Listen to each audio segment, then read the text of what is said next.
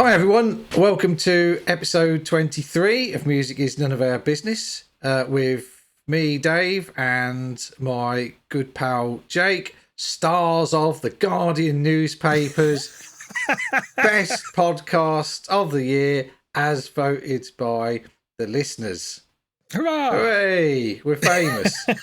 If only I still haven't been recognised in the street yet, but my mum posted on Facebook and said, "Are you famous now?"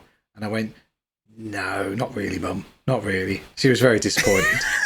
But yes, yeah. So if anyone wants to read the article in the link tree on Instagram, I've put a link to the article. So if you want to go through, they go, "Oh, they really were in the Guardian," etc. I've also put a link in there a few weeks ago. I forgot to mention. I put a link in there for Jake's Bandcamp page as well. Oh, thank you. So yeah, no problem. So you can. So if you saw your listeners on there shoot up by 2 or 3, that's probably where that came It'll wake me up, wouldn't it? Oh my god. Oh yeah. Oh my god, I feel a bit Carry On mood today. Oh, matron. Oh no. And luckily, today's subject is songs that make us happy. Mm-hmm.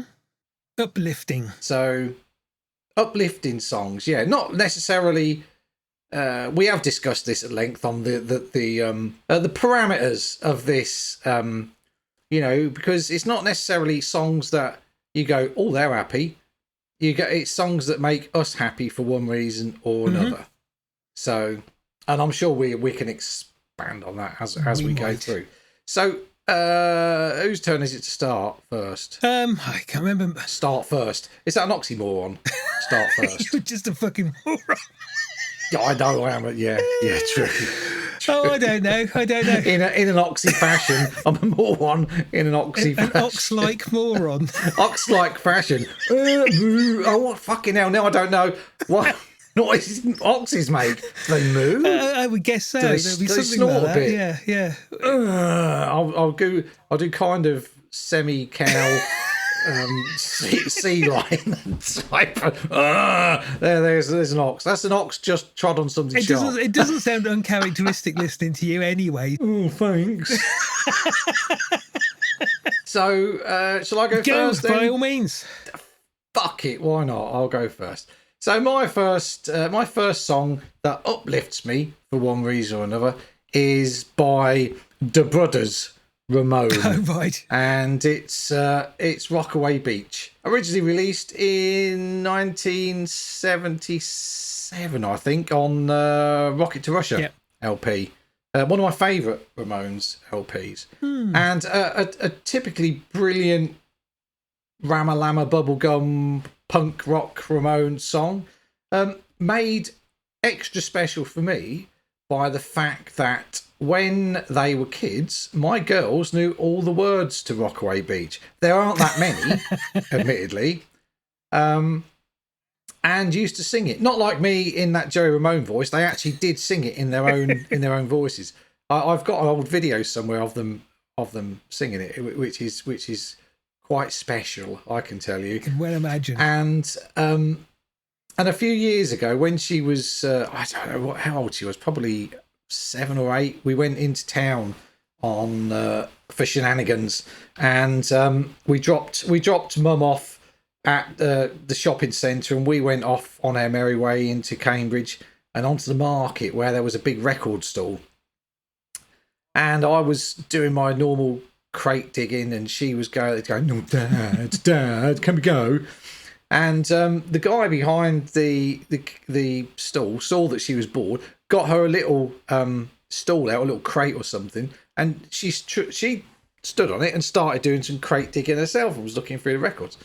And he said to her, "What's your name?" And she said, "Annie." And he said, "Oh, right, okay." He said, "Who's your favourite band?" And she said, "The Ramones." And I was like, "Ooh, thumbs up. Well done, Hans. Well done." And he then tried the age-old, oh, So do you know any of their songs? What's your favourite Ramones song? And she said, Rockaway Beach. And he said, oh, okay. And she said, do you want me to sing it? Sang the whole of bloody Rockaway Beach to him. It was one of the highlights of my life. And every time I hear Rockaway Beach now, we went on to another record show. I think it was FOP. There's a FOP. Oh God, I remember. Is this FOP's gone now, hasn't it? FOP's still going. Well, the one in Cambridge is, yeah. Oh, well, there used to be one in Nottingham, but that's been gone years. Yeah, I think they had a bit of a rejig or something, but they kept the original one from. Well, it wasn't the original one, but they kept the one in Cambridge anyway, and it's still going. We went in there, and she found a big pile of records on the floor and was going through them. And this guy came up to me and said, "Oh, I hope my daughter grows up like her." And I was like, "Oh my God." You know, and could life get any better with my little girl, my little Ramones fan? She doesn't like the Ramones. Well, they pretend they don't. Weirdly, Annie's middle name is Ramona, after the Ramones. So, which she kind of went, don't like it. Oh, I love being Ramona. Don't like it. Oh, I love being throughout her life, and now she's pretty cool with being Ramona as a middle name. I think someone told her it was hard or something. You know, if your name's already a bit of a tough girl. And I love Rockaway Beach. I could play any Ramones song. Well, that's it, isn't it? I mean, has there been a Ramones song that isn't uplifting, even though the lyrics are sometimes bleak about fighting or pinheads and freaks or whatever? But they're always uplifting pieces of music for all their 2.5 minutes of whatever. Yeah, and I think it's their cartoonish, image of the Ramones, you know, as seen on the front cover of Road to Ruin, which is literally a cartoon of the Ramones. I think there was always something very tongue-in-cheek about them. They always knew exactly what they did. They're really intelligent guys, you know. They gave this dumb, you know, Ramones kind of thing, but they were really sharp chaps. They really were. And I think, yeah, you're right. I think any Ramones record you could listen to and put a smile on your face, you know. And again, you know, as I said earlier, songs that you find uplifting, I think so many songs do it for me. And as you know, we had a quick chat before we started, and I found that, you know, I was struggling to complete this week's because all of my favourite songs that are uplifting I've already bloody had in different, you know, in different episodes. So it was a bit of a more of a struggle than normal to put things together.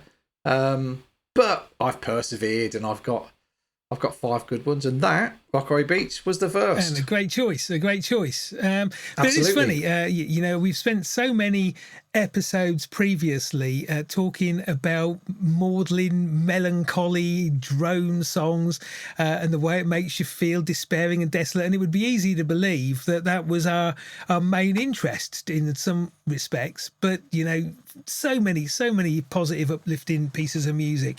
It was difficult. Yeah, I think you find anything uplifting. It all depends on, you know, I mean, it's a combination of things, isn't it? It's what you associate it with. It's the kind of the mood you're in at that time. I mean, I can listen to like William Pazinski and the Disintegration Loops. And I know that's a very sad piece of music, and it's sad, but I can always find something quite uplifting about it, whether it's you know, part of the melody that kind of lifts me up a little bit, gives me a little tingle somewhere. That didn't quite I meant it. Oh, William Brzezinski gives me a tingle somewhere. Fucking hell, I hope he never finds out about that. As long as you don't use the word moist at any time, we're okay. No, I will avoid moist this week. I'll avoid moist at all costs. But it is amazing what was. I think, you know, I always used to find Faith by The Cure is a very glum album, for want of a better. But I always found something quite uplifting about, you know, maybe it was just like the music in the background, you know. His lyrics were kind of all about doom and gloom and death and whatnot, but those tunes are quite, you know, as funereal as they are. I find some of that music quite uplifting. I find everything well, given what a miserable twat I normally am, I do find perhaps it's because I'm so fucking miserable all the time. You're uplifted by misery. Anything, makes me uplifts me. God. He's all over the place. Mental. All right, okay, that's a good choice, certainly, for good reasons too. My number one, something slightly different. It's a piece of music called Davi Ginto Super Number 2. And bless you. Thank you very much indeed. And it's by a band called TP Orchestra Polyrhythmo de Cotonou, which is a band. It's the name of a band from Cotonou in Benin in West Africa. What was that? Sorry, I didn't mean to interrupt. Go on. But there used to be there was some kids TV show where, or some comedy show where they used to talk about TP. Oh, that was fucking Beavis and Butthead, wasn't it? I've never seen it. Oh yeah, something about TP. Oh well, that's fucking ruined that anecdote then. You just carry on. I'll block that one out straight Maybe away. after we've finished, you can go away, watch the episodes of Beavis and Butthead, re-record something, and go, oh yeah, you're right, Dave, you're fantastic. Edit that in. Yeah, and then, I can do that, and then off we go. But I'm not going to. No, wanker. No, this TP, I don't know what the TP stood for in Beavis and Butthead. Probably something quite disgusting. I don't know. Probably, probably. But the TP in the name of this band is Tout Puissant, which is French because Benin was a French colony. Is that for a couple of fish or something? It sounds like that, doesn't it? No, puissant. So puissant, it's French for almighty. So the full English translation for the name of this band is the Almighty Polyrhythmic Orchestra of Cotonou.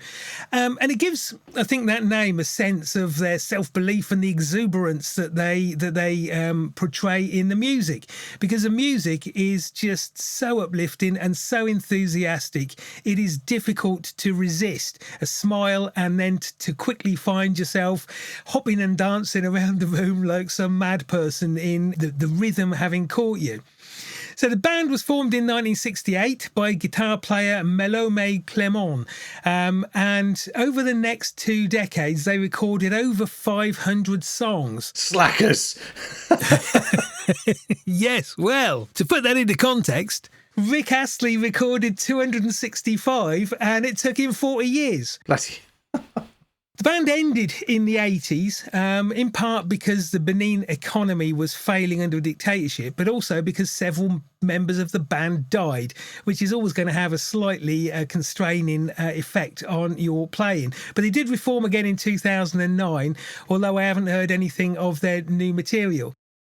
The music itself is an enthusiastic mix of funk and Afrobeat and jazz and psychedelia, with a bit of Cuban in it, a bit of James Brown, and a bit of voodoo music in it as well, because what you may or may not know is that Benin was the birthplace of voodoo, or the Vaudun as it was called. And this big melange of different musical styles comes together in such a glorious, uplifting way, and they're all such brilliant musicians as well. The key thing, I think, with their musicianship is it doesn't sound like they're doing anything other than having a fantastic time, and their enjoyment of it is palpable. It's absolutely infectious. All the instruments, the percussion, the drums, the guitars, especially the lead guitars, and all of the horns, trumpets, saxophones, and so on, are played with such precision, and yet it doesn't sound like anybody's having to try too hard. It just sounds like, a big party and everybody having a whale of a time. Snappy, happy vocals. It's just terrific. This particular song, Snappy Happy Vocals, yes. Is that a specific genre? Is it? I've not heard of that before. I don't even know what that means. Gobsmacked. Snappy Happy Vocals. I'm going to have to Google that. I just completely... a term made up by Jake Jackson in the middle of a podcast, episode 23, in fact. Wallowing in words, I think you call that. Just reaching out for the shore and not quite making it. Happy. Dear, anyway. This particular track, it is about 16 and a half minutes long, but it doesn't feel like that. So not that fucking snappy. That sounds more longy wongy than snappy happy. It will fly by. You'll sure it find will. yourself wanting to put it on again. Rest assured. And fortunately, it is on Spotify, so we can bang that up on the playlist. But I think you'll be hard pushed to find a more cheery, more mobile song than that. Do you know, it's just reminded me actually. I went on a work trip to Dusseldorf last September, and we had to get taxis or Ubers, you know, from the hotel into the centre of Dusseldorf. And the first time we went in on a taxi, this guy who was driving was playing this African music on his zither, on his radio while he was driving. I was going to do an impression of a zither, but your hands went up to your face. I thought, what kind of a zither? Yeah, I was like, I think I've confused it with a flute. A sandwich. And I was there surreptitiously. I didn't like to ask him, so I was just like doing Shazam. And I saved all this music, and I fucking lost it when I switched my phones. I got a new phone, and I can't remember what it was now, but it was really good. That was about 16 minutes long, 17 minutes long. It would be an incredible coincidence if that was the same piece of music. It would. I don't think it was. It was I'm pretty sure it was a solo guy. Oh, okay. But I'll try and find it. I'll see if I can. I'll see if I can locate it somewhere, and I can't keep my hands off my head. No, because you've shaved all your hair off. I shave my head. Yeah, I shaved all my hair off on New Year's Eve, and I've constantly running my hand over my head and feeling all those little lumps that I never knew were there. And I'm kind of phrenologising myself. Is that a word? Phrenologising? Don't know. And I can. In fact, I'm just feeling the bumps, and I'm going to have a really happy, healthy future. Excellent. Okay, well, that's good news. Yes, I must say, with your V-neck look, you really look like you should be rocking a cravat tonight. I've put the cravat down. The temperature was getting too high. That would set the look off absolutely. I've perfectly. Casually tossed it over onto the chaise longue with my smoking jacket. I see. On the chaise longue. On the chaise longue. Yes. So, well, I'm sitting here with my flat is fucking freezing. So I'm sitting here with my kind of my black cord shirt on with furry lining. Is that a shirt? Can you have a shirt with a furry lining? That's more of a jacket. I think it's like it's an overshirt. An overshirt. I think. Although I'm so old and infirm and I get so cold, I wear the fucking thing under coats now. Okay. And I actually wore it. We went to see Public Image last night in Cambridge. And I wore it within like 10 minutes of being in there. I was sweating my tits off, and I had to take the bloody thing off, try and wrap various layers around my waist. But yeah, were they good? Yes, that's in real world, because in podcast world, this will probably be end of January, but in real life, we're at the beginning of January now. We are. So they were very good. He was on top form. I wasn't quite sure what to expect. Probably the worst. But it was actually really good, and they'd reworked some of the songs slightly, just sound slightly different, and it was really good. Some of the newer stuff is a bit meh.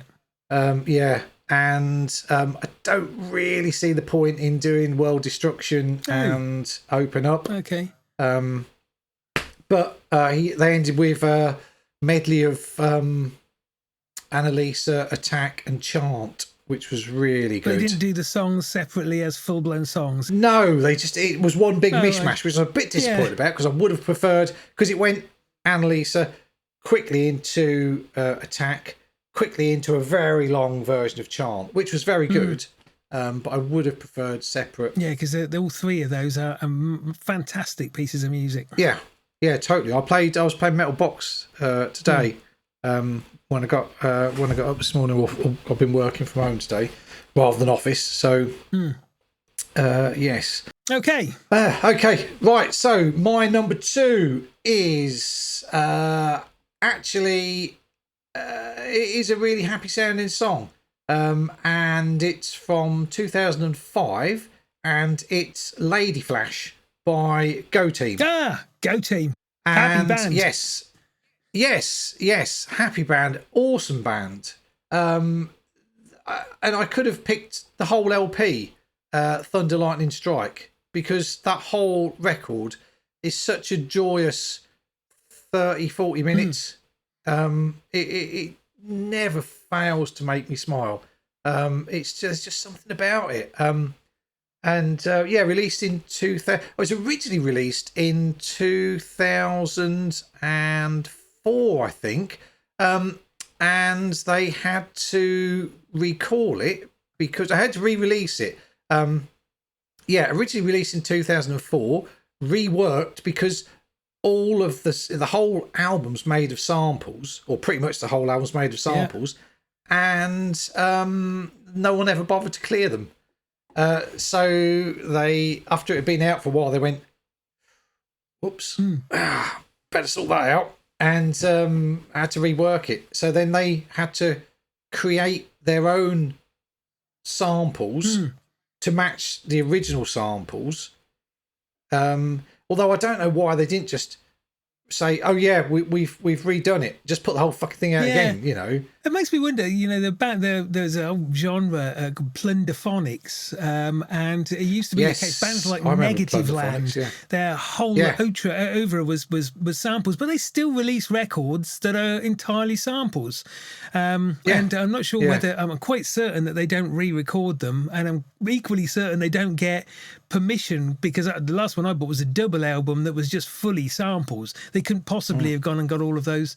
Well, they practically got all those permissions. Well, the first KLF album, the Jams, 1987. What the fuck's going on? That was all ABBA samples, or full of ABBA samples, wasn't it? And ABBA had a shit fit.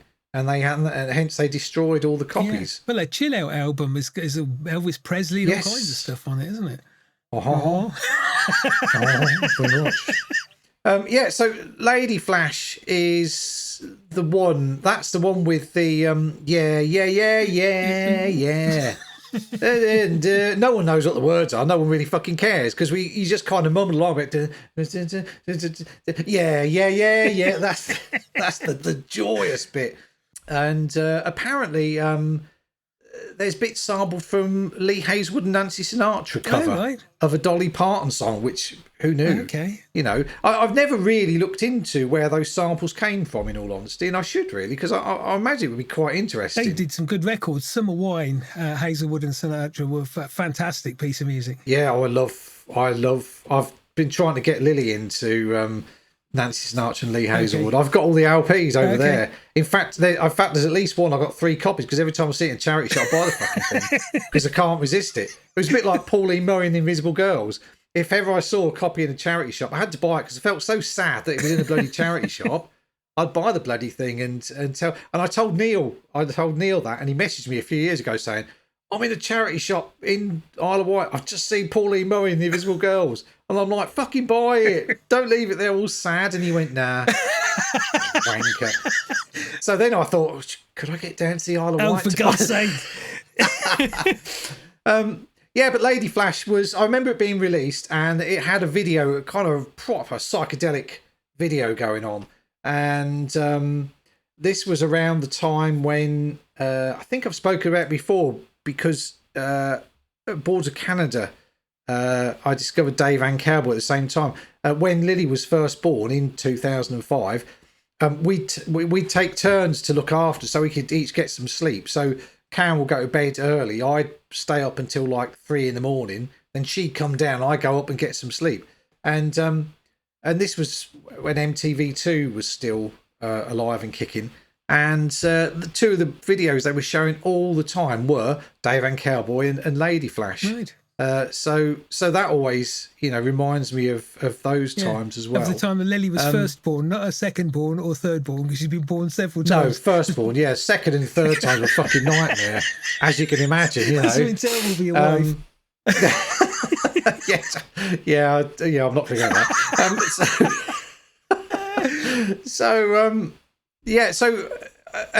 It's just celebrated. Thunder Lightning Strike celebrated its 20th anniversary. Wow. And I went to the anniversary gig at the Roundhouse.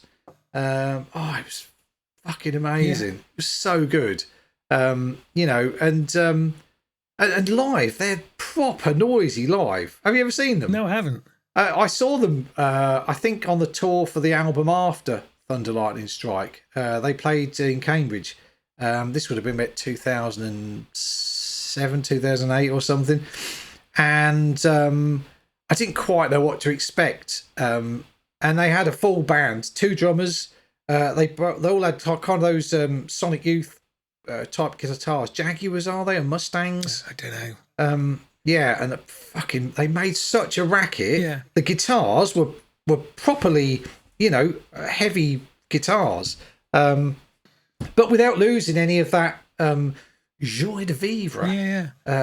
And it was cracking. It was a cracking night. And like I say, I saw them a couple of years ago doing a normal set for an album at the Junction. And then they did the 20th anniversary. I couldn't resist it. So, popped down London. Fantastic. But, yeah. They always remind me of the Double Deckers, or make me think of the Double Deckers. Yes. That Saturday morning kids show. With it's that exuberance, isn't it? It's that kind of, like before they go on stage or before they make records, they have a few too many Haribos and fizzy drinks. That's it, yeah. And it's all a bit like, whoa, fucking hell. Yeah. And where were they from? Brighton. Oh, I don't. It was a happy place, Brighton. They're from Brighton, yeah. Because they're fundamentally one guy, aren't they? Is it Ian? Oh, what's his name? Sorry, I'm kind of googling now to find Ian Parton. Is it? Don't know that much about Ian him. Parton. Yes, it is. Yeah, I don't know whether he's related to Dolly, but yeah, and yeah. So I'm just reading. I've just found a really interesting. You can't come on a on the podcast and go I know, while you're reading. Oh God, you know how bloody disorganised I am. I'm kind of now that I'm using my work setup. I've got 3 screens. Yeah. So I'm all like, well, I'll just look over this screen to see my notes, and over this screen to see which one I'm picked next. Yeah. If I get them mixed up, I'm fucked. But yeah, so far so good. You'd be no good in air traffic control. None whatsoever. No, there'd be bloody. You'd have a plane in your back garden for a start. So. Jake, where this bloody it's fucking Dave pissing about the air traffic control. He's gone and done it again, oh, for love. God's sake. He's fucked the greenhouse. Good choice. Happy bunch indeed. Very happy. Okay. Change of tack again then.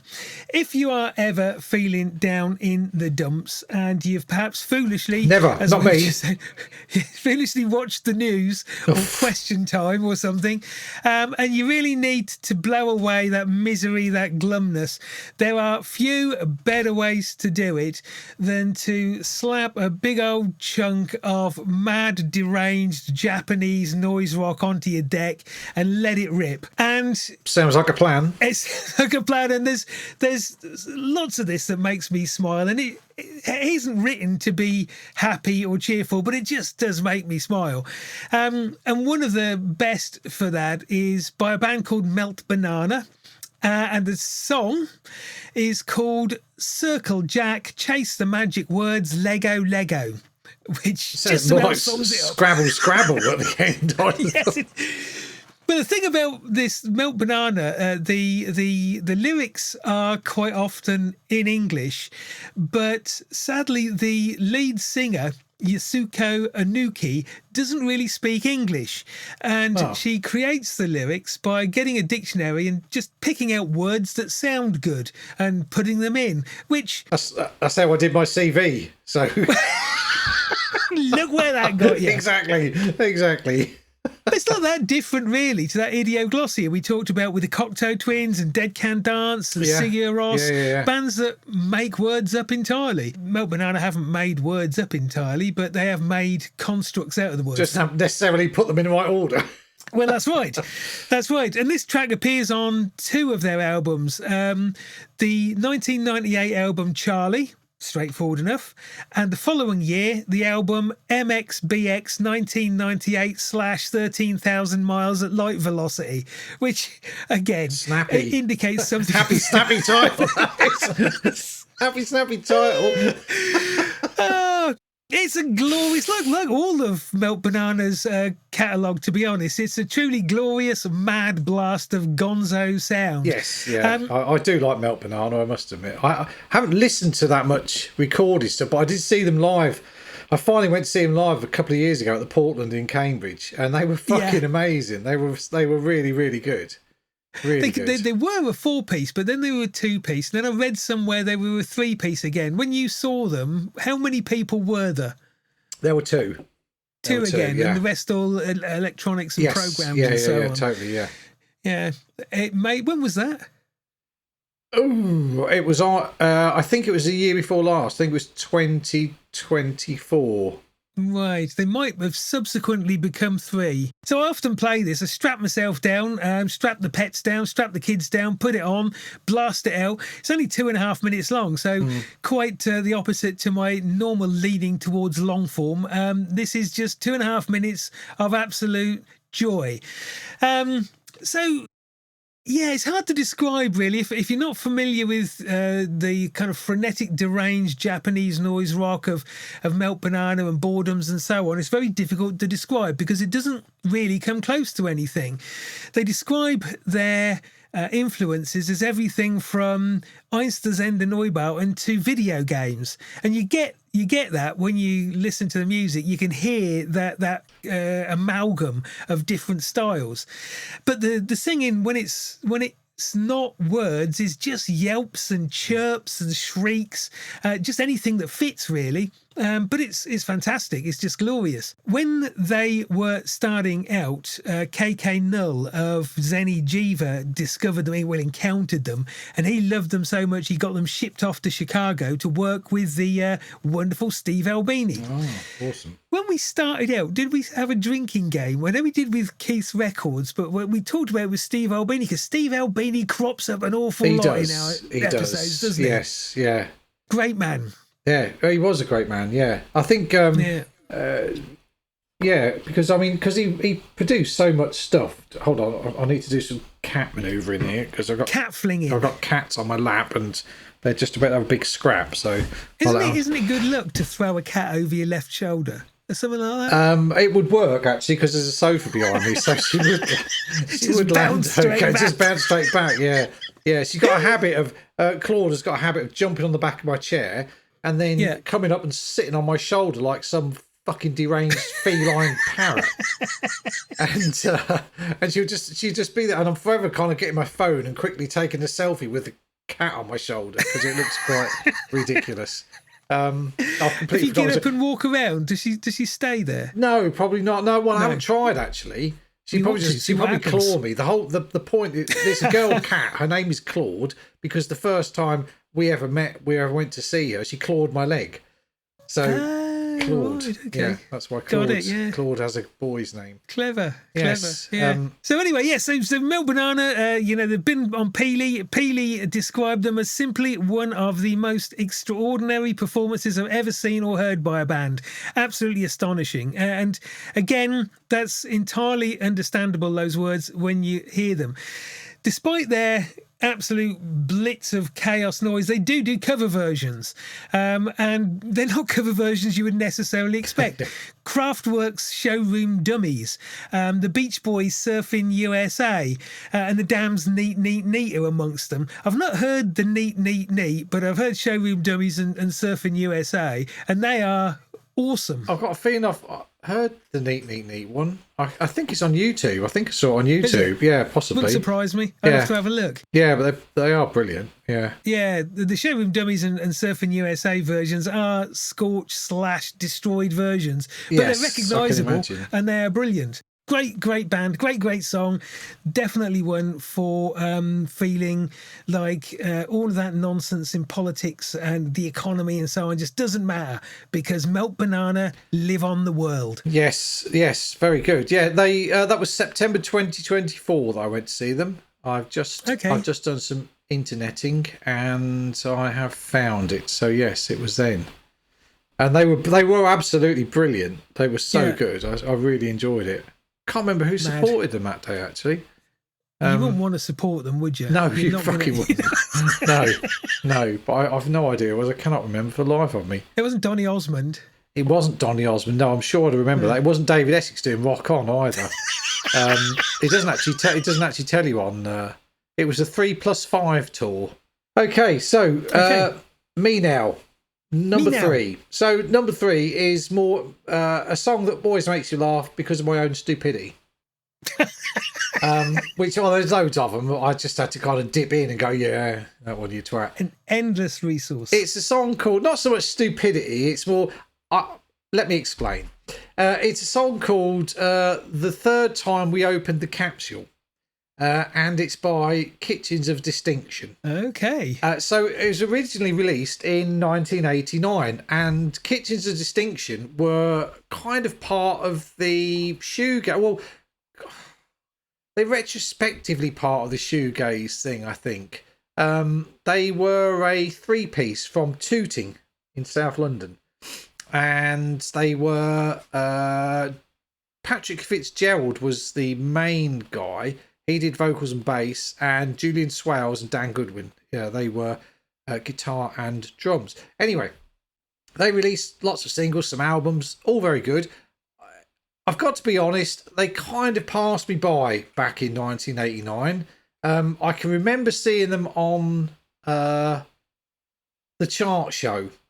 I have a really good memory for the chart show. Do you remember the chart show? I remember the chart show. The chart show. Yeah. So the chart show, for any of our listeners who don't quite remember the chart show was the most frustrating music program ever to be made, because every week you'd sit there watching the chart show on a Saturday morning, and they do like the pop chart, they do this chart, and then they do the indie chart. So the indie chart was the only bit of the show where you might see something that you liked, because because there was nothing like the punk chart or the Melt Banana Japanese noise chart or anything like that. It was the fucking indie chart, and they'd show like really small, like 10-second clips of all the top 10 in the independent chart, and then they'd pick one or two and show the whole video. And it was never the fucking video you wanted to see. So you get 10 seconds of, for instance, Kitchens of Distinction. One week there was 10 seconds of Superchunk, which was very exciting. One week there was 10 seconds of Lush. There'd be 10 seconds of, and then the indie chart, and then they'd play the whole video of fucking Erasure every bloody week, or Depeche fucking Mode, because they were on Mute Records, which was classed as independent. So you never get. So I remember seeing a couple of 10-second clips of Kitchens of Distinction. But never really floated my boat at the time.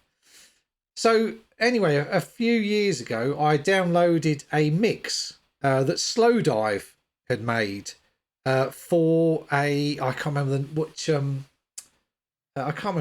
website it was, but they're one of these websites where every week or so they'd have a new mix by someone, and you could download it and play it. So I downloaded this mix, played it. This song came on. And I had no idea what it was, and we got to the chorus, and I was thinking, this is pretty good, and it would the lyrics were go good and gentlemen, I'm falling asleep again, and it would go, and then it builds up, and then it goes, and the chorus is the third time we opened the capsule, everything went. And then there's this burst of guitar noise, and you can just about hear a word, and then, but everything went. And I was like, and I was running. I was listening to this while I was running, and I was thinking, what did he say? The third time we opened the capsule, everything went what? And anyway, so it goes. Next bit here sings the innocent, goes on, and then it builds up. The third time we opened the capsule, everything went. A guitar noise again. I was like, what did he fucking say? What did he say? And it was driving me mad. Because it was in the middle of a mix, I couldn't zip back to listen to it again. And when you're running, the last thing you want to be doing is fanning around with your phone. So, of course, I get back. Straight onto the internet, looking up the thing. Find the sort of Kitchen's Distinction. The third time we opened. Right. Let's have a look. So I found it on whichever streaming site I was on at that time, and played it. The third time we opened the capsule. What? I'm listening really closely. Everything went. Oh, fucking hell. And then I listened to it. And I bought the record, and I bought all the other records because I really, really liked them. And then there was nothing to really give you any idea. And then when I finally found the lyrics, it says, the third time we opened the capsule, everything went ... Oh, so it's not supposed to be intelligible, no, really? it is. I think it is the fucking guitar noise. And it's like, oh, you idiot. But there is a word. There is a word underneath that guitar solo. I thought there was. Oh, but I don't. right. I don't think. I mean, if anyone listening knows this song and wants to enlighten me, or even knows Patrick Fitzgerald and knows what the word is, if was there ever a word? I don't think there was a. I think that the third time they opened the capsule, people all played loud guitars or something. I don't know. Or that's the sound of their imminent doom or something. I don't know. But it just makes me laugh every time I listen to it. Just my own, kind of part stupidity, part like obstinance, part I see what you mean now. Yeah. And but it is a great song. And it wants to be, because the amount of times I've fucking played it trying to guess what that word is. The amount of times you sung the verse was enough for me, to be honest. The chorus, sorry. There was another one. There was another song that was very similar by a guy called Malcolm Middleton, and he did. Hold on, I'm going to do a quick search for this because I've just thought of it, so I haven't prepared myself for this. And he did an album called, I think it was A Brighter Beat. No, not A Brighter Beat. It was the one after. It was called, I can't find it now. Was that it? Oh, Into the Woods, I think. Yeah. And he did a song called Loneliness Shines. And I loved it. I so fucking loved this song. It was so catchy. It was such an earworm. It was in your... But there's a bit in My Loneliness Shines where the words kind of disappear into nothingness, and you just want, what was that? What's the next word? Malcolm? What's the next word? And I've never found out what it was. In fact, I'm now doing a search. Do the search for that as well. You'll be looking at Craig David all over my boink in a minute. Yeah, I'm not too worried about over his boink. I've got a pretty good idea what that fucker was. So, yeah, it goes, My Loneliness Shines. That's it. My Loneliness Shines out my... So I imagine it's like out of my arse or out of my, I don't know. Fingertips? Possibly, Nose. but... Yeah, it's just distorted, so that I think there genuinely is a word on that one, but that's kind of distorted as well. I'll stick that song on as well, and in fact we'll do a special on songs that have words that get distorted and you've no idea what they are. But yeah, it's really funny. But I get obsessed with these. I think it's a bit ADHD, I'll get obsessed with finding out, like on that one, what is the word? What is the bloody word? It doesn't matter. It doesn't matter. It really doesn't, But yeah, it's very funny. Yeah. So the third time we opened the capsule, everything went or something. Yeah. So that's good enough. It's good enough. Makes me laugh anyway every time. It kind of in a kind of a. Dear, it's just recalling your wasted years trying to track down the missing word. Yeah, pretty much, yeah. So, yeah, but cracking song though, very good song. I don't know it. I know the name of the Kitchens of Distinction, but I wouldn't know any of their records. I don't think. Yeah, I think they were one of those bands where the name put me off. Do you ever get that when a name of a band will put you off the band? It can do. Yeah. I can't think of one off the top of my head, but a lot of metal type bands who have daft and monosyllabic words that you think, I'm not going to like that. Biffy fucking Clyro. Biffy Clyro's pretty bad, isn't it? That drives me mad. What a shit name. Yeah. What a shit name. Puddle of Mud. Yeah, with 2 Ds. Yes. Ugh. Yeah. I know. The support band last night were called Trampoline. With how do you spell trampoline? Trampoline's Line, isn't it? L-I-N-E, yeah. And they're L-E-N-E. They took it from the Julian Cope single. Oh, right, okay. Why anyone would name their band after a Julian Cope single, I've no idea. Nothing against Julian Cope, but you know. I always find it fascinating how many bands name themselves after something. It's like, you know, why don't you just call it what you want to call it? It doesn't have to reference some great work of art or a piece of poetry or a line from Nietzsche or something. You know, just call it what you want to call it. But so many seem to have a reference point that they've taken the name from. How many bands do you think have named themselves after songs by other bands? Oh, thousands. Yeah. I mean, Slow Dive, that's from a Susie and the Banshees song, isn't it? Yeah, yeah. But sometimes, I don't know, I mean, you know Slow Dive better than I, but obviously it was a Susie and the Banshees song. Yeah. It may have been coincidence that they called themselves Slow Dive. Because Slow Dive, it's not a phrase or a word that you couldn't come up with by yourself. But why would you do it just because it was a Susie and the Banshees song? Even if it was a great Susie and the Banshees song, which it was. Yeah, yeah. Yeah, I just don't quite understand why people do that quite so frequently. Yeah, but then again, where you know, do you just do a kind of melt banana and put two random words together? We could do, you know. Yeah, you could do. I mean, it depends on what kind of what you want to project to your audience, your potential audience, or what you want to say about the music that you're doing.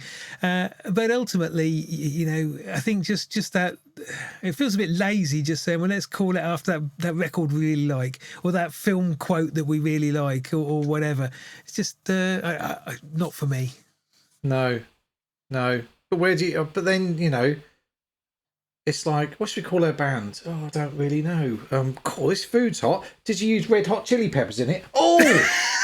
You know. Yeah, that's the name for a band. Jeepers. Oh, dear. Yeah. Okay, cool. Well, as I said, I don't really know the band, so I shall look forward to hearing that on the playlist. Yes. And then laughing at you scurrying around in the digital world trying to find out what the missing word that doesn't exist was. Yeah, and then you'll be putting it through however many filters you've got in your studio going, I'm going to find that fucking word. I'm going to strip everything back. I've got the stems. I'm going to find that word. Where's that word? And I'll make you guess. I won't tell you. Yes. Anyway, okay. I mean, wouldn't it be funny if everything went boink?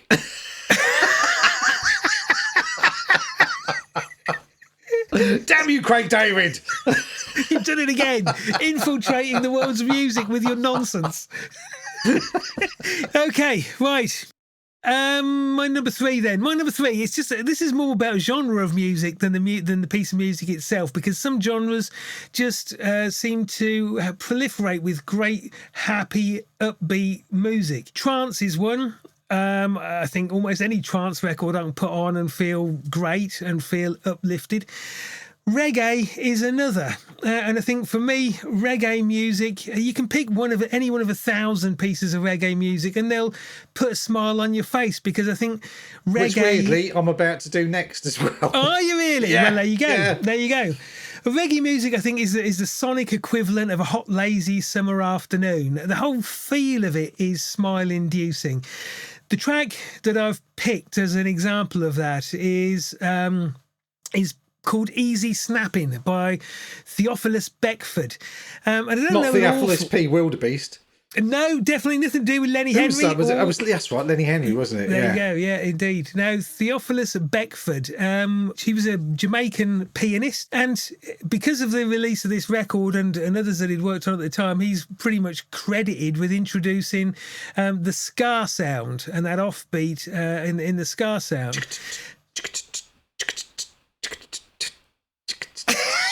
Sorry, just got a bit scar. I don't know what happens to you sometimes. I really don't. I just got that fucking. That was like madness there, and fucking Bad Manners, wasn't it? Bad Manners, yeah. He used to do that a lot. I love you, yes I do, and I know that you love me too.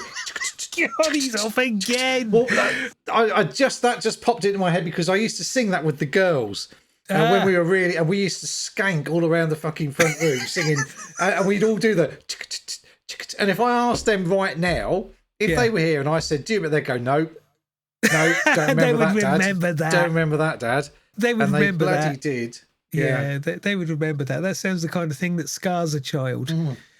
Was that an intentional pun? I'd just taken a mouthful of fucking ginger beer and I I want to spat just all over spit it my out everywhere. That was my work laptop, though. I wouldn't mind if it was the. Yes, Scar. Dear. So, Begford, despite the fact that he had this great hit, Easy Snapping, that's been recorded over and over and over again. First recorded in 1956, but not released until 1959. But he never really gained credit for it. I don't really know why, but he didn't receive any royalties for it. And even when the piece of music was picked up for an advertising campaign for a jeans company, he didn't get anything for it.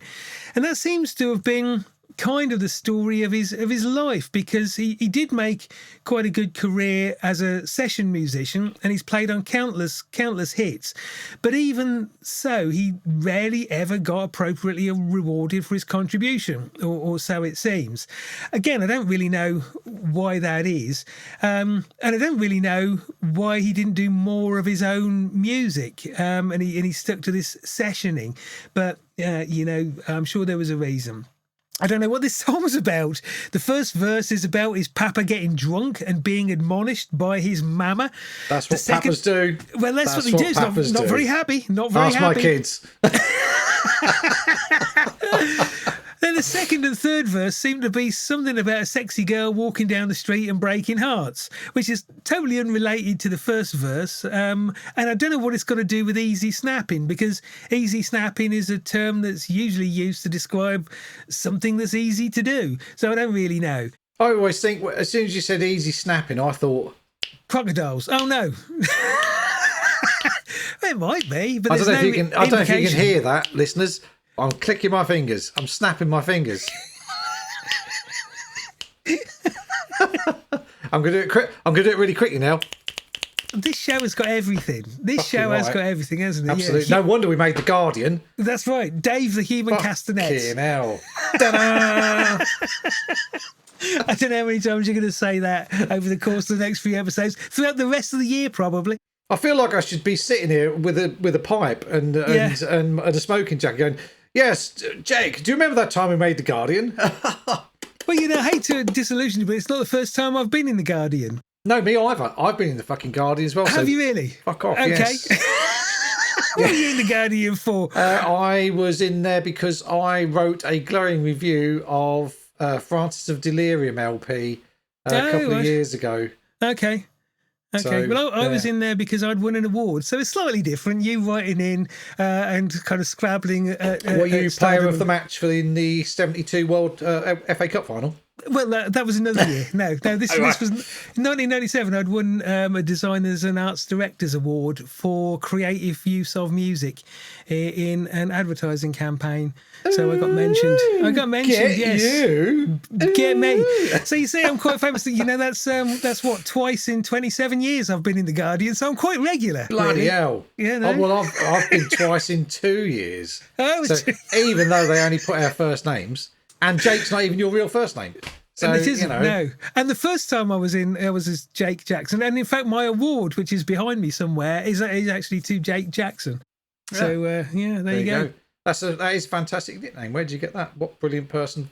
I think it was some lunatic who was stumbling around like some wounded wildebeest in a pub one night and suddenly decided to call me Jake. I think it's 1981. Oh, fuck me. God, you've got a memory. I know. Well, it was a big moment for me. My name changed. Yeah, fair point. Yeah. And still, we don't know why. But no, hey, it just stuck. I have no idea. Cannot remember why that started. Yeah. Unlike a lot of nicknames, it just completely stuck, and people, even my kids called me Jake all their lives. It's weird. Anyway, So anyway, Beckford, Yes. on a slightly kind of less cheerful note, but just to wrap things up, he was stabbed to death in 2001 at the age of 65, having been involved in some kind of altercation with an unidentified man. So we will never know if indeed there was anything to the easy snapping lyrics. But it seemed to have been a sad ending to talent who was undervalued. But a great record, and simply indicative of a real smile-inducing genre of music all round, I think. Yeah, there you go. And yeah, we've brought it really down now, haven't you? Talk about death. I had to mention. I couldn't. I was feeling slowly happy. Yeah, well, it wouldn't have been fair to talk about Beckford and not talk about his demise. Not. I suppose not. Oh, here comes the feline. Hey, you got a cat. Here comes the fucking parrot. You know, get up. Piece of eight. No, she don't speak. Oh no, she's getting off. The other cat does actually speak. Really? When I get up in the mornings, the first thing I do is I say to both cats, "Are you all right?" And every now and again, Noodle will go, "All right," and meow back at me, and it does sound like, "Are you all right?" So, although I've told both the girls this, and none of them believe me. I think I did it the other day when my landlady was here, and I said she does it, and I said, "Are you all right?" And she went, "All right," and we were both astounded. Yeah, and you would they're be. going to have a fight again now. Right, no fighting. Oh, sorry. Have you been caught in the middle? Yeah, no, they pulled my headphones out my ears so I could. Little bastards. Anyway, cat-related jiggery pokery aside, There's always cat-related jiggery pokery. there is indeed. So my next make me happy song is also reggae. Go for it. Not kind of my normal dub reggae or roots reggae. This is number one reggae song from '77, and it's Uptown Top Ranking. Oh goodness me! By Althea and Donna. And I just always puts a smile on my face. Not, you know, I've got about 6 different copies of it because I decided I'd collect the vinyl singles and get all the picture sleeves from all over Europe. Okay. So I did. This was a long while ago now. I've still got them all. But I do love Uptown Top Ranking. I think it's just a really good feel-good song. Do you know, when it first came out, I truly loathed it. I thought it was awful, but I do really like it as well myself. It's grown on me over the years. It's great. The released in 1977. It was Althea and Donna, Althea Forrest and Donna Reed, and they were 17 and 18 years old. And it was kind of treated as a bit of a joke to start with, I think. But it is such a good. The original rhythm, or as they say in Jamaica, the rhythm. The rhythm was from "I'm Still in Love" by Alton Ellis, and that had in turn been used by Marcia Aitken for "I'm Still in Love with You, Boy," and Three Piece Suite by Trinity. And apparently, Uptown Top Ranking was an answer record to Three Piece Suite by Trinity. The first time you mentioned that, you said it was Three Piece Suite. I did, didn't I? And I was thinking, which I always a song about I always do three-piece that. suite? I always do that because I always remember my mum and dad had a 3-piece suite. And for some reason, as soon as I see 3-piece suit, I automatically add an E, an invisible E, and it becomes 3-piece suite because I'm fucking stupid. And that's the kind of dippy thing I do. You need to write a song, 3-piece suite. Yes, I think I do. Yeah, as an answer song to Althea and Donna. You write the lyrics and I'll record it. Originally played in England by John Peel, and then requested a lot, and it's just brilliant. The whole, no pop, no style thing. Lots of this see me in me heels and ting, because there was a. I used to say to people, I used to play triangle in a reggae band, and they go, "Oh, really?" I say, "Yeah, I just stand at the back and ting." I could see that one coming half an hour before it came out, and I thought, "Oh no, it can't be." I think that's the only reggae related joke I actually know. But it's good, and the bits. What are the bits that like? See me hold to back. See me give you heart attack. Yeah. It's just so fun. It's just such a fun. But it's delivered. It's delivered in such a deadpan way, isn't it? Which is a bit odd, really. Yeah. It is really good. I mean, and yeah, they take it seriously. Yeah. Watch how we chuck it and ting in a wee khaki suit and ting.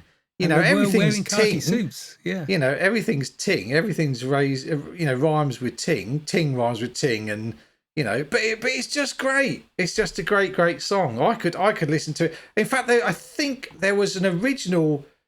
There's original Jamaican version that was a bit kind of tougher than the English version. I think it was slightly re-recorded for a lot of reggae. From those days. The British version will be softened up a little bit. Yeah. Did they write it? I seem to recall that they didn't. I don't know. I would imagine. I think Joe Gibbs produced it, so Joe Gibbs probably wrote it. They may well have done. I'm not really sure. No. There's one does it say? Well, it says on the Wikipedia page. It says released in '77. The song comprises the girls ad-libbing to a DJ track, 3-piece suit by Trinity.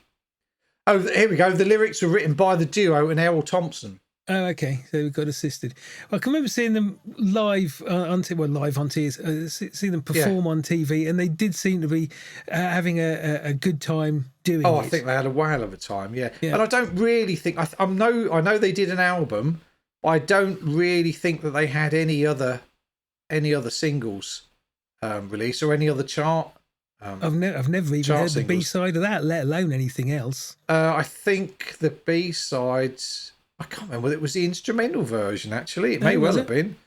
Yeah. I honestly can't remember, which is ridiculous since I've got 6 fucking copies of it. Well, indeed. And where are they now? Do we know? Since you have the Wikipedia open at the moment, what happened to them? It doesn't say, actually. Let's have a look. Althea and Donna. No, nothing. Nothing. No, they largely withdrew from the music industry. Forrest relocated to New York, where she works as an event planner, while Reed moved to Florida, where she works for the state government. Oh, right. Okay. So, yeah. I mean, they were pretty good. I mean, like, the people involved in it, you know, Joe Gibbs produced it, one of the famous Jamaican producers. Errol Thompson, equally famous in reggae circles. So it wasn't like a thrown together track. It was number one for a long time as well, wasn't it? It was number one for 5 or 6 weeks or more. Well, it was 11 weeks on the chart. But it doesn't actually say how many weeks at number one. It felt it was like great. 5 weeks or so. Yeah. And that puts a smile on your crusty little face. It does, yeah. You know, you see me in my heels and ting. I have done. I'd never want to see that again. It's not pretty. Yeah, no pop, no style. I strictly roots. Yeah. I feel like I'm just saying it out loud makes me feel like I'm doing some cultural appropriation there, you know. A little bit uncomfortable, yes. Yeah. But I mean, the dub reggae, despite the fact we both love dub reggae, that doesn't have the same effect as kind of straight reggae, does it? It's not got that same smiley, uplifting feeling. I don't know. I always feel there's a track called Alibaba. That's like a well-known rhythm, and that always puts a smile on my face, whatever version. Yeah, I mean, I don't wish to say that there is no dub reggae that is uplifting and positive, but it's not a genre that encapsulates that as a matter of course, I don't think. The dub version, lots of versions of people like toasting over the top of it, DJs talking over the top. That's one of those kind of rhythms that you just always want to go back to. But yeah, I mean, I do love. Well, as we've said millions and millions of times, we'll have to try and see if we can incorporate reggae into one. And just, I don't really know how we do it, because like we've said before, we feel a bit out of place talking about it. So yeah. But we'll work it out. My number 4 is a truly, truly uplifting piece of music. It is called Look, No Strings by Chumbawamba. And it's from their 1992 album, Shh, which was originally going to be called Jesus H. Christ. But I think they probably ran into problems, some nervousness from the label and distributors, I would imagine. Yeah. What was his middle name? I never knew what the H Horatio. stood for. Was it? I was thinking Horatio as well. Hieronymus. Jesus Hieronymus, yes. Hieronymus Christ. Jesus Hot Cross Buns Christ. Could have been. I mean, that would be a bit more. Yeah, Jesus Harlot Christ. If we have any Christian listeners, we've probably offended the fuck out of them now, and they'll never listen to us again. So, I think we're not terribly good at avoiding offending people. So we just issue a blanket apology every time we broadcast. Absolutely. So, Chumbawamba, you'll probably be aware of. This was their 17th album in 1992. So they've been very prolific, and it is, as I say, a really upbeat piece of music. The main lyric is a piss take of a news report from the US about a woman, a deranged woman. We've used the word deranged several times in this episode, but certainly appropriate here. A deranged woman, mainly aimed at me. Quite accurately. Quite accurately, yes, indeed. But this is an American woman who claims to have photographed Jesus flying over Indiana, and clearly that is just with his arms out, or just flapping his arms. Yes, on a hang glider. What's the context? I mean, was he looking out the window of a jumbo jet or something to a high-powered camera? He was just Jesus flying in the air, and was he flapping his? It doesn't say if he's flapping. Stop obsessing about his mode of transport. Was it Superman style thing? Did he just have one fist out the front or something? It's difficult to say. But okay. the song starts with just this chorus, a cappella chorus. It just goes, look, no strings, just paper, glue and card. Hark the angels sing, paste the Lord, which is... So it took 23 episodes and you finally sang. Was it fucking worth it? It certainly was. I'm going to put a poll on this one. Was it worth waiting? You keep your polls to yourself. For Jake to sing. And it's a fantastic piece of music, albeit not terribly well rendered by me. But then there's a narrative that says we've just listened. You did a superb job. Thank you so much. There's a narrative that says, we've just heard the Armley Tabernacle Choir, which I don't know whether they used to call themselves that. They were living together in Armley in Leeds, but then the music really properly starts, and it's a glorious, well-produced, upbeat, funny piece of music, all the way through, taking the mickey out of this story in the US press. The chorus, though, having fun whilst you're alive. I'm not going to sing it again. Having fun whilst you're alive. You won't get nothing when you die. Have your fun whilst you're alive. Hey. You won't get nothing when you die. Have a good time all the time, because you won't get nothing when you die. Which is grammatically terribly clumsy. Hold on, my phone's yes. Son Cal. Are you really? Okay, I'll make sure he's at the audition. Thanks very much. All right. Really? Fuck. Fantastic. Exhausted. The stress. It's a grammatically clumsy phraseology, but I think the sentiment is very good. I think it just goes to the heart of what makes people miserable a lot of the time, and it's obsessively stressing about stuff which doesn't really fucking matter in the grand scheme of things. Things that really you're forgotten about in 6 months' time or 3 months' time quite often. Yep. Clearly, that's not always the case. If you've lost, is there anything about shaving your head? There's a verse about shaving yourself feel better. There's a verse about shaving your head.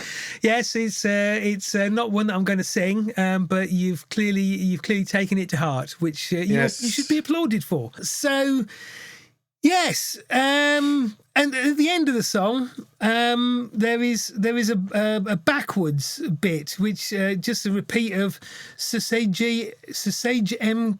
Cuff-ho, which is "Oh fuck me, Jesus" backwards, which is very childish, but it's quite funny.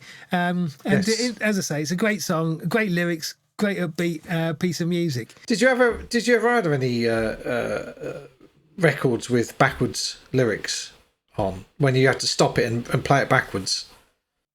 I'm sure I have. I'm sure I have got some with backward lyrics. Because I can think of two. You definitely had at one point or another in your life. Yeah. See if you can guess them. Oh, stop with your competitions. I can't remember. So off the top of my head, if you stopped the B-side of "Smash It Up" by the Damned, was "Burglar." I've not got the single. It was a Rat Scabies composition, and if you stopped it at some bit where it goes, you played it the right way round, he'd go, "'Cause I'm a real villain." Ah, right. Well, I didn't have the single. Ah, well, wanker. And then where's Captain Kirk? At the very end, there was a backwards bit. I can't remember what it said. Yeah, but I'm sure it was "Where's Captain Kirk?" and you stopped it right because it went "Where's Captain Kirk? Where's Spock? Where's Spock? Where's Spock? Yeah. Where's Spock?" And as it got quieter, there was a little backwards bit, and if you stopped it, you had to put your finger on it and play it backwards, and it said something. I can't for the life of me remember what it said, but that. I'm going to. Oh, he's not back on Wikipedia again. Yeah, you carry on talking while I'm just. All right, okay. Well, Chumbawamba, best known probably for their 1997 hit "Tub Thumping," which is a cool little piece of music. But one of the things about them is that they were. Did I tell you my Chumbawamba joke? I'm scared to say it. There's a Chumbawamba joke, and it goes something along the lines of, I was driving along in my car, and I ran into the lead singer of Chumbawamba, but he was okay. You got to know the lyrics to the song to understand that one. Do I need to? So he got knocked down. He back up. See, not exactly a slick presentation of that joke. We're up again. There's nothing on here that actually tells you what those backwards bits were. I don't remember. I'm sure there was. You dreamt it. You had one of your strange porridge dreams. Yeah, must have been. Anyway. Must have been. I'm sure there was, though. Yes. So Chumbawamba very, very steadfastly adhered to their anarchist roots because I think their first record was on Crass's Bullshit Detector 2, I think, and they were very much part of that anarchy scene. Everyone's first record was on Bullshit, on a Bullshit Detector, wasn't it? Everyone who was punk, I think. Yeah. But even after 2002, when they got to pop stardom and so on, General Motors paid them something between $70,000 and $100,000 for the use in an advertising campaign of their track "Pass It Along," which one might on the surface of it say, well, how is that adhering to your anarchist roots, accepting this vast sum of money from General Motors? Yeah, but boo. However, so hold those boos. What they did was they took all of that money and they gave it to a group called Indie Media, who are an anti-corporation group, just to run an anti-General Motors environmental campaign. So hooray! They forewent the riches just to play this dastardly trick on big bad General Motors. So very, very good indeed.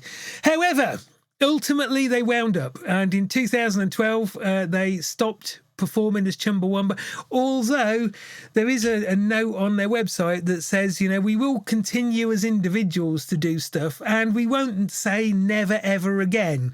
But from what I can gather, they haven't done anything that's been particularly newsworthy since 2012, certainly not as Chumbawamba.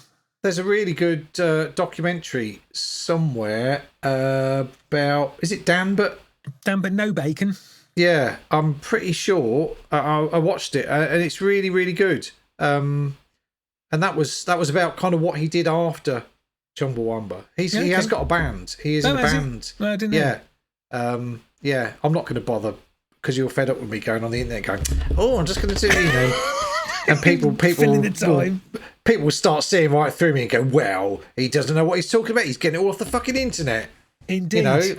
They all thought I was a wealth of knowledge and yeah. yes, but I do know loads of old bollocks, but every now and again I do resort to Google. You do some more skanking. I love you, yes I do, and I know that you love me too. There you go.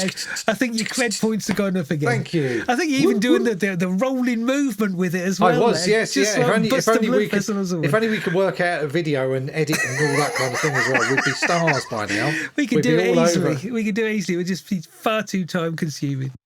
Yes, exactly. Yeah. We don't have the time. So if anyone wants to do it for free, yeah, we'll buy you a bag of chips every now and again. Every now and again, yeah. Vegan chips. And I'll teach you how to skank. I love you, yes I do. That's anyway, 3 times. It's becoming a habit with you. Everything gets sung 3 times. Yes. It's disturbing. Oh God, yeah. It's disturbing. Do you think I've got unconscious OCD or something? I think you got something that needs medical treatment, no doubt about it. I fucking know that. I've been waiting for 10 bloody months for fucking treatment. So. You'll never get it. You'll never get it. I know. There's too many people. Drugs. Yeah. Yeah. Okay, so my number 5 now, isn't it? It is. Okay, so my final pick is if I could A, find my stylophone, B, actually have batteries for the bastard, I could play this last song for you on my stylophone. Oh no! Because it goes something. I'll do it on the video for you, but it goes.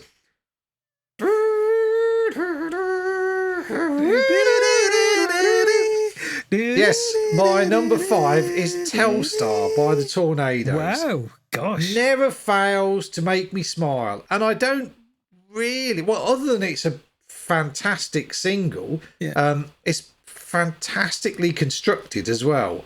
And just one of those songs that kind of, I know I heard it at some point when I was very, very young. And it always stuck with me. And I think I went through a little period in the early 70s when I loved it and didn't know what it was. And then was reminded it was Telstar. Bought the single. I think I've probably got a couple of copies of the single knocking around somewhere still. I just love it. It's just one of those... I do love an instrumental.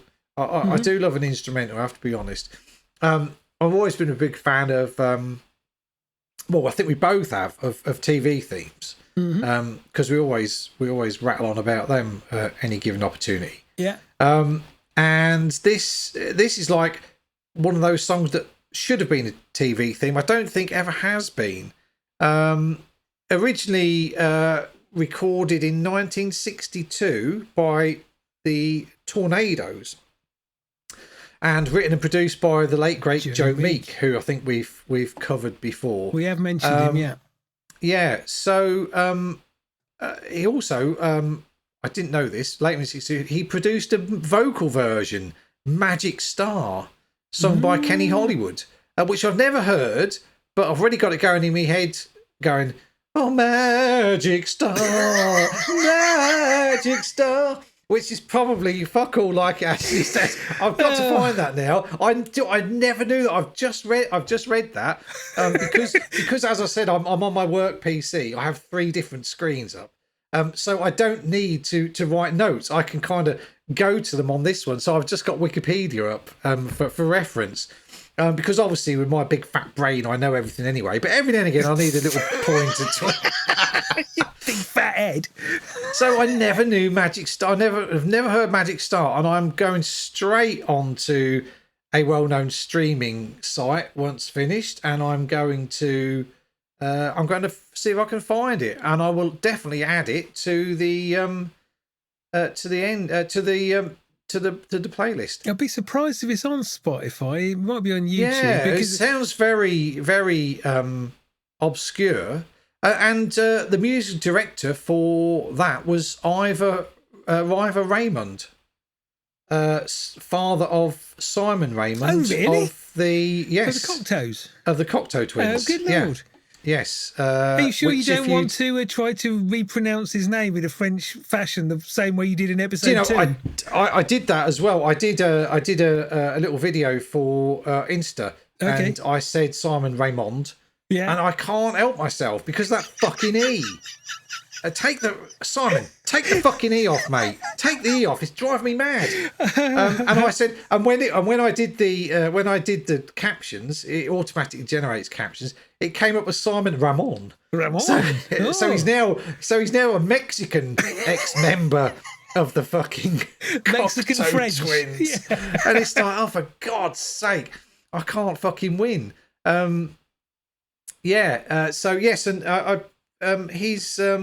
he talks about his dad in his book, Simon Raymond's book, which is a very good read. Or I listened to it, and as I explained on episode 2, I kept falling asleep because his voice is very.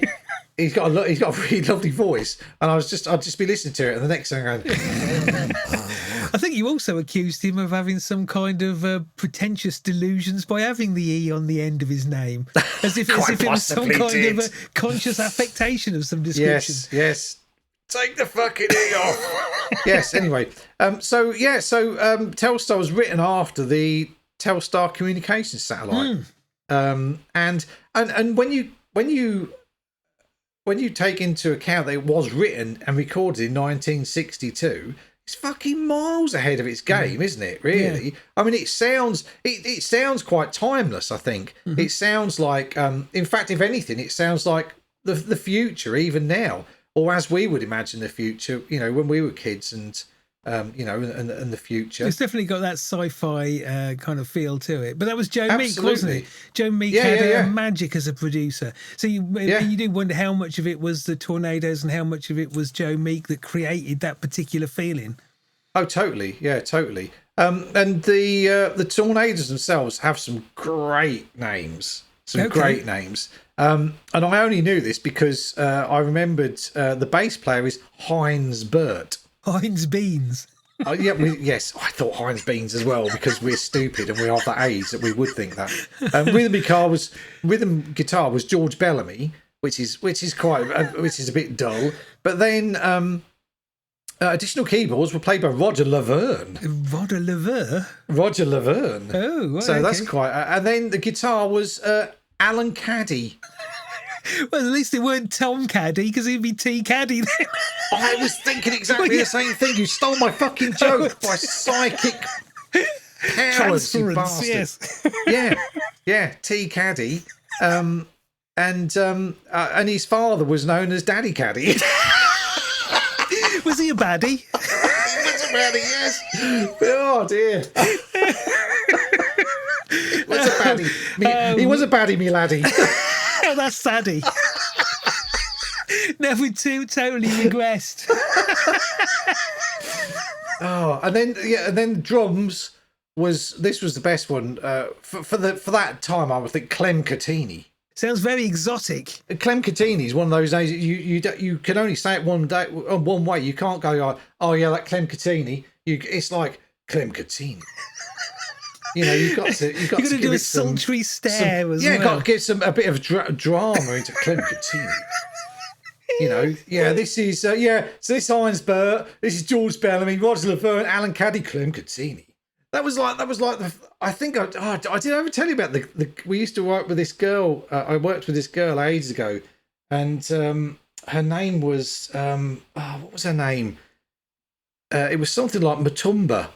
Oh, yeah. But she insisted that you had to say it. No, what was it? Matumba. I can't remember. But yeah, and she insisted that you had to pronounce it. You had to say Matumba. And one of my colleagues at the time said, Matumba, and she went, "That's not my name. My name is Matumba." And you had to actually say it. Yeah. She got proper fucking asked about that, So from now on, my name is Dave. Dave. And don't, you Jake. Dave. We had a cat, and its name was Sings Like a Clutterbuck, but you couldn't say that. You had to say it like, Sings Like a Clutterbuck. That was what you had to do when you went to call it in. Do you remember that song, Do the Hucklebuck? Yeah. Yeah, do the Hucklebuck. You do the Hucklebuck. That was. If you don't know how to do it, then you're out of luck. You take it. Oh, fucking hell, I used to know that. Now we're back to the 70s and 80s when we knew the lyrics to every single song ever recorded in the world. And they called it Puppy Love. Yeah, let's not go through every song in the 70s. Where was I? Oh, yeah, Clem Cazzini. Not again. Additional personnel. Jeff Goddard played the clavier line. Okay. I'm waiting for you to tell me what a fucking clavier line is. Oh, hold on. You can click on it. It's a keyboard type instrument. It is. It's an electronic analog synthesizer. Yes. And it was invented by French engineer Constant Martin in 1947 in Versailles. He was always Martin. Yeah. Constant. Yeah. He must have been. Yeah. Yes. And, I knew his brother now and again. Father unreliable. Oh, stop. Yes, stop. So the clavier line, I imagine, was the bit that went. What are you doing? You're not making any sound. I'm actually miming, playing a keyboard, but right. I'm making the Telstar noises. I don't know why I'm miming the keyboard. Well, it was kind of. I think I have my teeth a bit too tight together. God. I should have opened. Hang on, let me try my teeth. I can't fucking do it now. No, he's just silent. The cat's even looking at me like I'm a twat.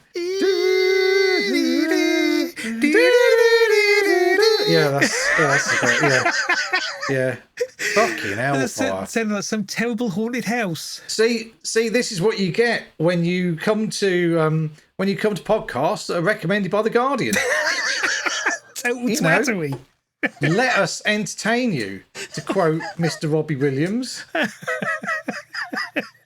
never thought we'd quote Robbie Williams on this. We didn't. No, it was me. It was me. No, you slipped below you slipped below the threshold there of acceptable. Yes. So it was recorded in Joe Meek's studio, which is a small flat above a shop in Holloway Road, North London. Okay. I don't know what's down. There's something down the Holloway Road, isn't there? I'm sure there's lots of things down the Holloway Road. Isn't there a venue down Holloway Road? Oh, I don't know. I don't know. I'm talking about. Yeah.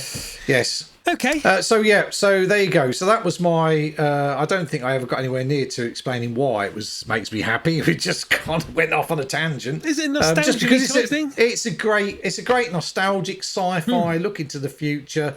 It just makes me smile. And that was the thing, because I think it's one of those ones that builds up, and then the last it wouldn't be the verse, but the last repetition of the main riff is just kind of even louder and bigger than all the others, and it slowly builds up to it. And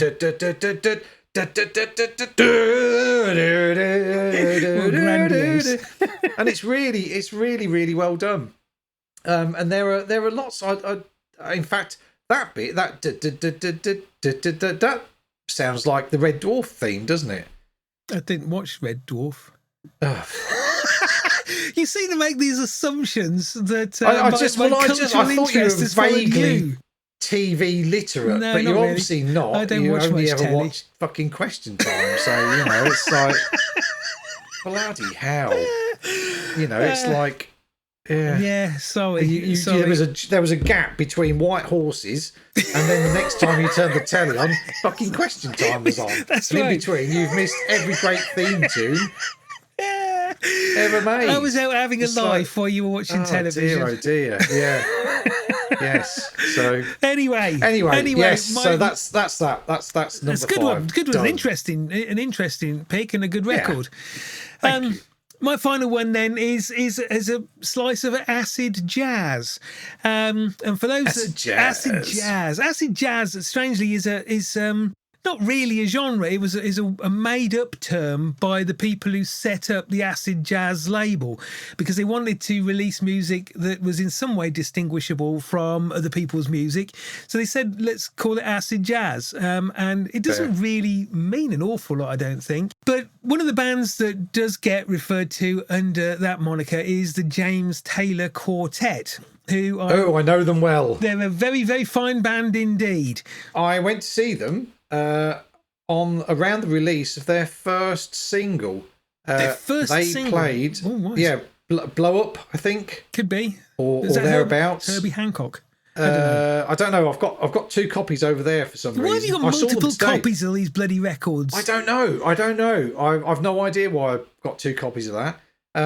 But they played in Cambridge at the what is now the Anglia Ruskin University, and they used to have, when it was the Poly, they used to have a cafe called the Bat Cave, and not the Bat Cave, of course. Not the Bat Cave, no, it wasn't underground, and there were no Batmobiles in there. I'd have been racing that fuck around the bloody thing while I was there. And we went along, me and my friend Terry, and went along with my girlfriend at the time, Katie.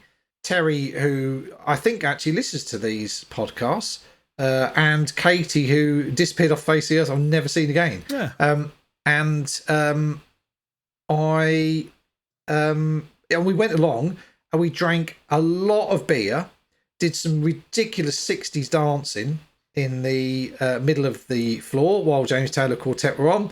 And then Katie drove us home. She was stone cold sober, obviously. Dropped us off. I walked into a hedge, cut all my face open, fell up the stairs, got into bed, had a cigarette, went to sleep, woke up, cigarette was still going, and it had burnt right through the mattress. Oh. Luckily, it hadn't caught fire and burned me alive. Is that because you pissed on the mattress again?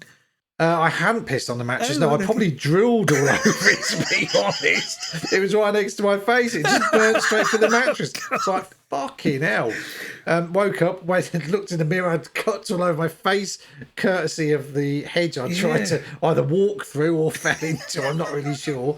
And then went to work. Nice. A good night out, it sounds. Yes, cracking night out. Yes. Have you heard bats? Can you hear bats? Sorry? What now? No, we talked about the Bat Cave. I was in the opticians early on today, and this old guy sat down in the waiting room opposite me, and he was in there for an audiology test. And he was saying his hearing was going. He can't hear bats. He said, I can't hear bats squeaking anymore. And I thought, I can't remember if I've ever heard bats squeaking. But he said that was a sure sign that he felt that his hearing was going because he couldn't hear the bats squeaking anymore. I think it was probably his hips that were squeaking. Probably, yeah. I don't think it was fucking bats. I've heard bats. Not so much here because I'm in the middle of town. But when I lived in my last home, on nights you could often see bats swooping around in our back garden. Yeah, and you hear them flapping and so on. But did you hear them squeaking? Yeah. I don't know. I've got a feeling I've heard them squeaking before, so I'm obviously not deaf. Although no thanks to Dinosaur Junior and my bloody Valentine. But I don't know. I think I have heard bats squeaking. Okay. I think you can hear them. I may have done, but I can't remember it. I went to a zoo once, and they had a bat room. Mm-hmm. I went in there and picked out a utility belt. No, I didn't really. But you walked through, and these bats were all around your head. It was the weirdest fucking thing. Yeah. I thought, I can't do this, but I had the girls with me, and you know what it's like when you got your kids with you. You got to be brave. Oh yeah, it's just bats, you know. So off you walk in there thinking, what the fuck am I doing? Just to make sure they're not scared. Because I bought them that. I said, do you want to do it? And they went, yeah. And I said, look, come with Dad. I'll take you through, you know. And fucking just walk straight through and they're all around your head. Yeah. None of them actually land on you. But they're flying around, and it is quite. And I know they were fucking squeaking then, because so was I. I was kind of walking through, going, and they're going, and I'm going. They're going what? or something like that. Yeah, yeah. It's tiny Yorkshire, tiny Yorkshire bats. That was a bat with a speech impediment. Anyway. Well, you try and make a fucking bat noise. I've never heard it's one. Impossible. I can't hear bats. They're really, it's really high pitched. It's kind of, it's almost like ultrasonic kind of. If you were going to hear something ultrasonic, that's how it would sound. I think, just this whine. Yeah, a bit like my ears when I'm laying in bed with no noise. My ears are constantly going, and I'll die. Is that bats or tinnitus? I don't know. I know it's fucking tinnitus. Is that a mattress smouldering? I'm not sure. Yeah. Nearest I got a baseball bat knocking around somewhere, but no other, Anyway, okay, so acid jazz, James Taylor Quartet. I think, all of their music is superbly played. They're great musicians and they are really slick and really upbeat and happy. They always put a smile on my face because the music is so upbeat and uplifting. The chorus of the track that I've chosen is In Life Loves... Come on, take 2 minutes, put your teeth in properly and start again. In life lives the love and it leads me back to you. And it's that kind of positivity that is absolutely ridden through with their music. The track is Leads Me Back to You, and it's from their 1999 album Bigger Picture, which I think is their 13th or 14th. So they've been knocking around for a long, long time. They indeed. were quite prolific, weren't they? Yeah. And they've, I don't know how many albums they've actually done, but if 1999 was 13th or 14th, and they've kept going, they're certainly still putting stuff out. So I haven't got by any means all of their music. I've got 3 or 4 albums, but it's all very, very bright and sunny. I think if reggae music is that kind of lazy, hazy, smile-filled summer afternoon, I think James Taylor Quartet are the apricity of the sun in the spring when it's cold and it's still sunny. It's crisp and it's clean, but it's really great. And there's a girl that sings. Yvonne Yanni provides the voice, although there are already 4 people in the band. Mark Cox on guitar, Andrew McKinney on bass, Pat Illingworth on drums, and, of course, Mr. Taylor on his Hammond. So it's the James Taylor Quintet. It should be. And I'm not sure what Ms. Yanni thinks of her being kind of like the band and an addition, but it may be because of it fits the quartet or whatever. I don't know. But they've been on John Peel's Festive 50, like all good bands. They have done a number of cover versions as well. One of them, the theme from Starsky and Hutch, the Funky People mix, and I think that gives you a good flavour of what they're about. If anybody can remember Starsky and Hutch and that funky, that funky soundtrack, you're not.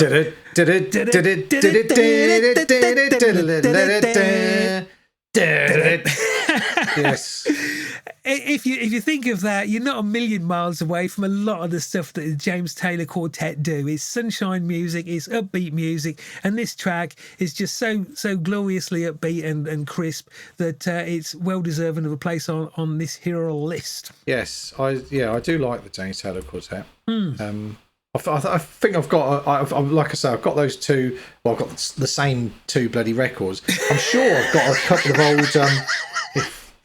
I'm sure I've got a couple of really old 7-inch singles as well, and I'm pretty sure I have a CD, like a best of CD. Oh right, because there's another band called Corduroy, and they're in a similar vein. Oh, don't know them. I think yes. Yeah, they're very good. If you like that kind of thing, you'd probably quite like them. I'll have to have a look. So that's my 5. Cool. Yeah. Okay. So happy. Okay, brilliant. Happy. What was the last one we did? Was it last week's sad songs? So there we go. Sad songs. So there we go. And now we're happy. Happy. Yeah. Yeah. And what we got? What we doing next? Next is B-sides. Isn't B-sides. Yeah. B-sides. So first of all, we've got to explain to people what a fucking B-side is. If any, for any younger listeners, what's a B-side, Dad? Yeah. Do B-sides count we'll go through that. if it's a 12-inch? Yes. Okay. Yes. I think as it's our show, we're allowed a certain amount of latitude. Latitude. Yes. Yes. I wanted you and I to be on the same page though, because I haven't really planned out or thought about who I'm going to put on yet. No, me either. I haven't. I've spent enough time trying to do this fucker. So, And working. I haven't even thought about pizza. Yeah, and working as well. Skanking. Not like you bloody...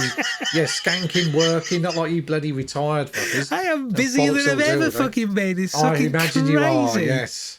Cool, okay. I think that's it then. Obviously, we need to say hello to the greatest playlist in the world, DJ Substance and Brooklyn Pete, because they always mention us and they're really, really nice. And they've just had, in fact, the one I just listened to. They had a guest presenter whose name escaped me. Oh, I also found out that their introduction, I said they had an AI introduction. Yeah. It's not. It's Brooklyn Pete's fucking missus, isn't it? Oh dear, oh dear, oh dear. So I've accused him of being married to a robot. So I don't think he's very happy. But he said, no, that was my wife. It took her 20 goes to do that. So it's like, well, What made you think it was an AI anyway? I don't know. It did sound really, really good. And I just assumed, because of the timbre of the voice, I think, I assumed that it was AI. But his wife's obviously just got a really nice voice. You know, not like us. I mean, we get someone who go, hey up, welcome to your, you know, some gruff northerner who we plucked off the street. Like a Melt Banana to do it. Yeah. Joe, welcome to. Did you just do cultural appropriation of Japanese? It wasn't meant to sound like a Japanese voice. It was that chipping that's not a language at all. Good.